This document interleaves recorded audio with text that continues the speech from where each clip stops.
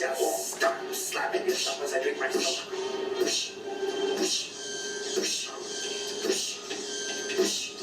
Slap me, slushy, slushy. Slushy, slushy. Oh, I don't want to dance for me. Yeah, that's right. You're my puppet. Think Star Wars sucks. Well, guess what? You suck. Now dance, you puppet. Dance, you pathetic idiot. Yes. You know what? I think I'm about done with you. You know what I'm gonna do next, don't you idiot? That's right. I'll show you how to dance, you moron. This is how you dance. Yeah, yeah. Suck it, suck it, suck it. Yeah, peace out.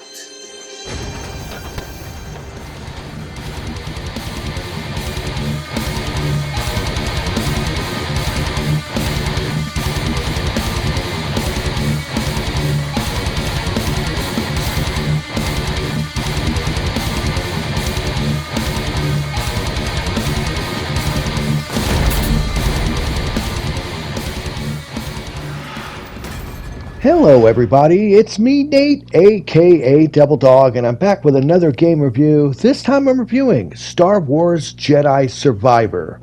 It was published by Electronic Arts, Omnichronic Arts, and developed by Respawn Entertainment and released on April 28th of 2023 for the PlayStation 5, Xbox X and S, and PC. Now, if you've been living underneath a rock of a Rancor, you would know that this is a direct sequel to the 2019 smash hit action-adventure game, and Star Wars Jedi Survivor takes place roughly about 5 years after the end of Fallen Order, and once again centers on the main character Cal Kestis, who is still struggling to stay ahead of the Galactic Empire trying to come down on him and kill him. Now, one of the few things I can say about this game compared to most other sequels is I love the fact that right out of the gate you have all of your moves from the previous game. I know, isn't that a first in a series? Normally every time they have some sort of sequel they always have to come up with some stupid way that you lost your abilities or something like that, or you get hit in the head and you forget everything. Honestly, this is done very well that you have all your moves from the last game right from the start, which is really cool. And this game is brilliant in where they add to it. They add all kinds of new abilities on top of all the other ones you already have, which are totally fantastic. It flabbergasted me that finally a game studio would actually figure out a correct way of making a sequel without doing some stupid bait and switch of having you get all your moves locked and have to figure out how to unlock them. But this way it also makes it to where they can build new levels around their special new abilities. Honestly, the other thing that's really cool is the customization in this is way better than the last game.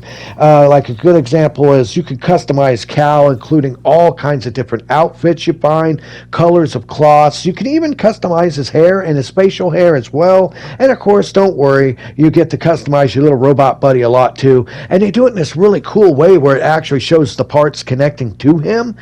So I actually appreciate the amount of detail they went into this game.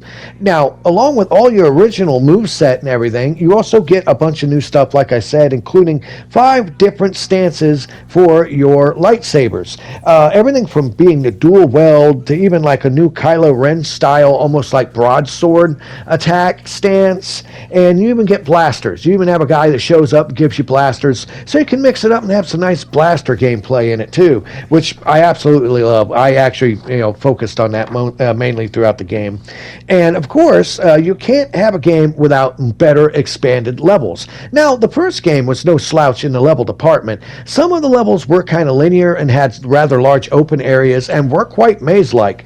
This one, I'm going to say right off the bat, the levels are larger, a lot more cohesive, but they are, once once again, more maze-like, with several sections that are very, very large, almost like a central hub with offshoots to it in a lot of areas. I mean, the levels have been greatly expanded. Like I said, they're much more open, much more vibrant. The worlds that they've created in this stand apart from the first game in terms of the variety of each game world that you go to. Like the first one, if you went to the Wookiee planet, it was all basically just forest. This one, you go to these different planets, and they actually have a bunch of mixed up elements to it where the planet, much like a real planet, it's not just all one thing. So that really adds a lot in terms of playability. Also being able to go through the levels, it makes it a little bit easier, because like some of the levels in the previous one all looked the same, kind of blended together, and it made it kind of difficult to figure out where to go, especially with the map. The map, while it was a great addition in the first game, didn't really help that much. It kind of made it harder, actually, in trying to figure out where to go. This map is a little bit better. It's not much better. I kind of wish they would have come up with a better map system. I get it. They want it to look like one of those hollow screen projections that you would see from R2-D2. And I get that, but it just makes it visually unappealing and kind of more difficult to read. Now, the other thing I have to admit is the first game had some pretty cool puzzles in it, some physics puzzles. This game returns with that, and a lot of the worlds you go to have these Jedi shrines you can go to. And pretty much the best way to describe them is think like the Breath of the Wild, trials that they had, that like almost like the temples that you went through. And doing this will unlock more skill points for your character that you can use in your skill tree. Now, this game consists of 3 main skill trees that have 9 sub-trees connected with it. A total of 75 different skills added to the ones that you already have. Now, keep in mind, there's no way you can unlock them all in one playthrough. Fortunately, the game does have a New Game Plus, so you can go back through. I haven't been able to do the New Game Plus yet, so I do not know if you can add to what you already have, but I'm sure you can. Most games nowadays with the New Game Plus allow you to do that. But also, if you have it set in certain stats and abilities you don't like, you do get a one-time free reset. Now, after the one-time free reset, you can reset your skills again, but it will cost you an experience point each time. So just keep that in mind. Now, on top of that, there's like skill trees for like your lightsaber stances as well. Your ability as using the lightsaber battles with the dual wielding, combining with blasters and blades, and your different force abilities actually really add a lot to it. And there is a lot of collectibles in this game. My goodness, this is a collectathon. I mean, honestly, it makes the first game pale in comparison in terms of all the stuff you can collect in this. And honestly, the fights are more fluent and vibrant and better than before. A lot better enemy variety, a lot more creatures you deal with now in the worlds.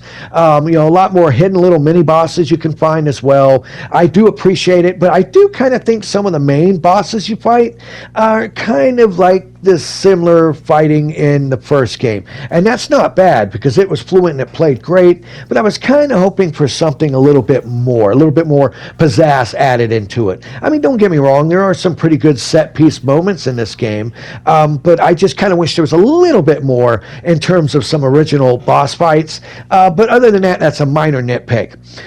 Now, one thing I do have to say, and like I said, I am playing this after the day 1 patch, and they have alleviated it somewhat, but there is still some issues with slowdown. Now, you do have a choice of playing in a high fidelity mode or a performance mode. On the PS5, performance mode is supposed to lock it at 60 frames a second. Now, I have noticed it does not stay at 60 frames a second. I'm sure they're working that out, but fortunately, the game still plays great, but there are some points where, like, you're in an epic battle when you have to remember how to counter an enemy's attacks, leave them open so you could hit them. Sometimes it slows down at the worst possible time.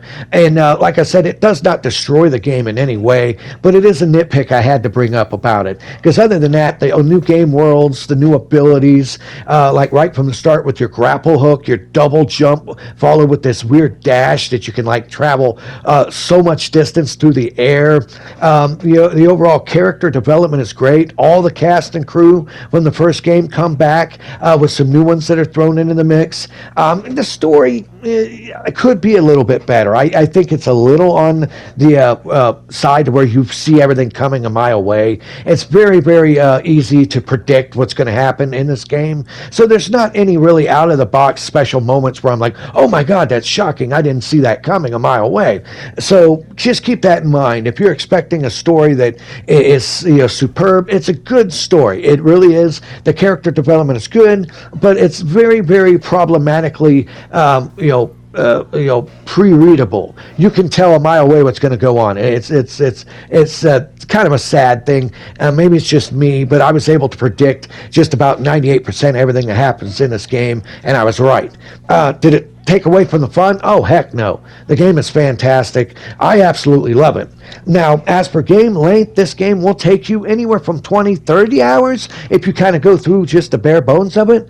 But since the game worlds are so large with all the collectibilities, all the collectibles and everything else, you can take well over 60 plus hours easy trying to get everything in this. And that's not even including if you go back with the New Game Plus in order to try to get like all of the moves unlocked. And you got to think this is a full price game, so you're looking at $70 for it for the PS5 and the Xbox Series X and S.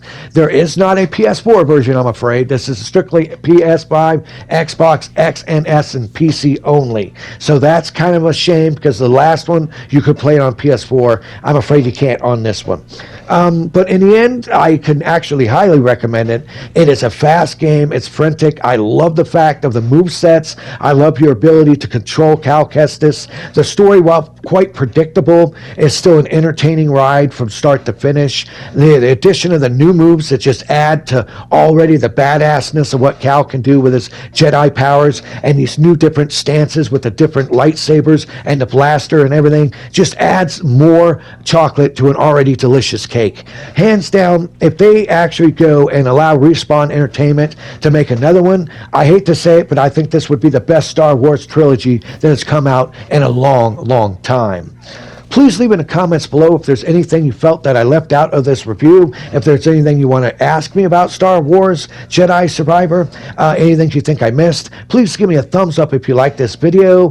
Please subscribe to my channel. And of course, here at Devil Dog Gaming, we always end our videos by saying, have fun, play hard, and remember, people, the devil is in the details. And I did this all in one take, people. Hoorah!